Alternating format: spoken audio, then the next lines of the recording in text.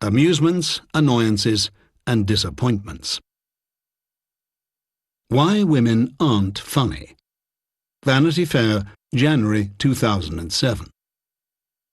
Be your gender what it may, you will certainly have heard the following from a female friend who is enumerating the charms of the new male squeeze. He's really quite cute, and he's kind to my friends, and he knows all kinds of stuff, and he's so funny.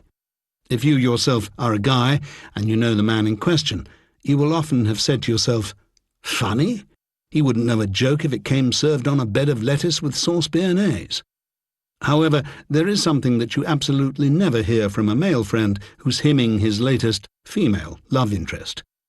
She's a real honey, has a life of her own, interlude for attributes that are none of your business, and man, does she ever make 'em laugh. Now why is this? Why is it the case, I mean? Why are women who have the whole male world at their mercy not funny? Please, do not pretend not to know what I'm talking about. All right, try it the other way, as the bishop said to the barmaid. Why are men, taken on average and as a whole, funnier than women? Well, for one thing, they damn well better be. The chief task in life that a man has to perform is that of impressing the opposite sex, and Mother Nature, as we laughingly call her, is not so kind to men. In fact, she equips many fellows with very little armament for the struggle. An average man has just one outside chance. He had better be able to make the lady laugh. Making them laugh has been one of the crucial preoccupations of my life. If you can stimulate her to laughter, I am talking about that real, out-loud, head-back, mouth open to expose the full horseshoe of lovely teeth, involuntary, full and deep-throated mirth, the kind that is accompanied by a shocked surprise and a slight, no, make that a loud peal of delight. Well then, you have at least caused her to loosen up and to change her expression. I shall not elaborate further. Women have no corresponding need to appeal to men in this way. They already appeal to men, if you catch my drift.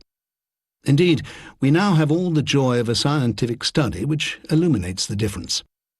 At the Stanford University School of Medicine, a place, as it happens, where I once underwent an absolutely hilarious procedure with a sigmoidoscope, the grim-faced researchers showed 10 men and 10 women a sample of 70 black-and-white cartoons and got them to rate the gags on a funniness scale. To annex for a moment the fall-about language of the report as it was summarized in Biotech Week. The researchers found that men and women share much of the same humor response system. Both use, to a similar degree, the part of the brain responsible for semantic knowledge and juxtaposition, and the part involved in language processing. But they also found that some brain regions were activated more in women. These included the left prefrontal cortex, suggesting a greater emphasis on language and executive processing in women, and the nucleus accumbens, which is part of the mesolimbic reward center. This has all the charm and address of the learned Professor Scully's attempt to define a smile, as cited by Richard Usborne in his treatise on P.G. Wodehouse. The drawing back and slight lifting of the corners of the mouth, which partially uncover the teeth, the curving of the nasolabial furrows. But have no fear, it gets worse. Women appeared to have less expectation of a reward, which in this case was the punchline of the cartoon, said the report's author, Dr. Alan Rice. So when they got to the joke's punchline, they were more pleased about it.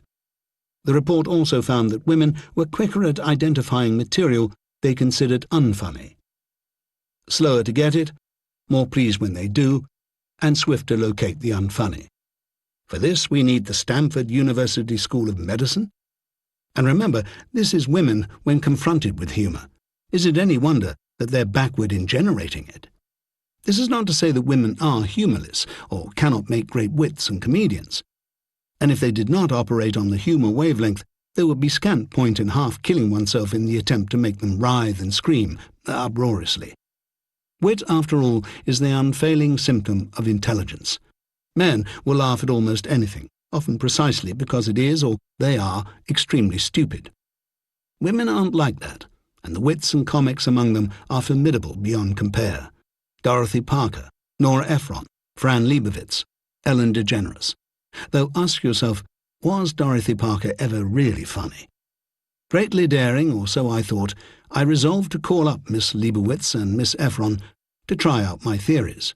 Fran responded, "The cultural values are male. For a woman to say a man is funny is the equivalent of a man saying that a woman is pretty. Also, humour is largely aggressive and preemptive, and what's more male than that?" Miss Ephron did not disagree. She did, however, in what I thought was a slightly feline way, accuse me of plagiarising a rant by Jerry Lewis that said much the same thing. I have only once seen Lewis in action in The King of Comedy, where it was really Sandra Bernhardt who was funny. In any case, my argument doesn't say that there are no decent women comedians. There are more terrible female comedians than there are terrible male comedians, but there are some impressive ladies out there. Most of them, though, when you come to review the situation, are hefty or dykey or Jewish or some combo of the three. When Roseanne stands up and tells biker jokes and invites people who don't dig her shtick to suck her dick, know what I'm saying? And the Sapphic faction may have its own reasons for wanting what I want, the sweet surrender of female laughter, while Jewish humour, boiling as it is with angst and self-deprecation, is almost masculine by definition. Substitute the term self-defecation, which I actually heard being used inadvertently once, and almost all men will laugh right away, if only to pass the time. Probe a little deeper, though, and you'll see what Nietzsche meant when he described a witticism as an epitaph on the death of a feeling. Male humour prefers the laugh to be at someone's expense, and understands that life is quite possibly a joke to begin with, and often a joke in extremely poor taste. Humour is part of the armour plate with which to resist what is already farcical enough. Perhaps not by coincidence, battered as they are by motherfucking nature, men tend to refer to life itself as a bitch. Whereas women, bless their tender hearts, would prefer that life be fair and even sweet rather than the sordid mess it actually is. Jokes about calamitous visits to the doctor or the shrink or the bathroom or the venting of sexual frustration on furry domestic animals are a male province. It must have been a man who originated the phrase "funny like a heart attack." In all the millions of cartoons that feature a patient listening glum-faced to a physician, there's no cure. There isn't even a race for a cure. Do you remember even one where the patient is a woman? I thought as much. Precisely because humour is a sign of intelligence, and many women believe or were taught by their mothers that they become threatening to men if they appear too bright, it could be that in some way men do not want women to be funny. They want them as an audience, not as rivals. And there is a huge brimming reservoir of male unease, which it would be too easy for women to exploit. Men can tell jokes about what happened to John Wayne Bobbitt, but they don't want women doing so. Men have prostate glands, hysterically enough, and these have a tendency to give out along with their hearts, and it has to be said, their dicks. This is funny only in male company. For some reason, women do not find their own physical decay and absurdity to be so riotously amusing, which is why we admire Lucille Ball and Helen Fielding, who do see the funny side of it. But this is so rare as to be like Dr. Johnson's comparison of a woman preaching to a dog walking on its hind legs. The surprise is that it is done at all. The plain fact is that the physical structure of the human being is a joke in itself, a flat, crude, unanswerable disproof of any nonsense about intelligent design. The reproductive and eliminating functions, the closeness of which is the origin of all obscenity, were obviously wired together in hell by some subcommittee that was giggling cruelly as it went about its work. Think they'd wear this? Well, they're going to have to. The resulting confusion is the source of perhaps 50% of all humour. Filth.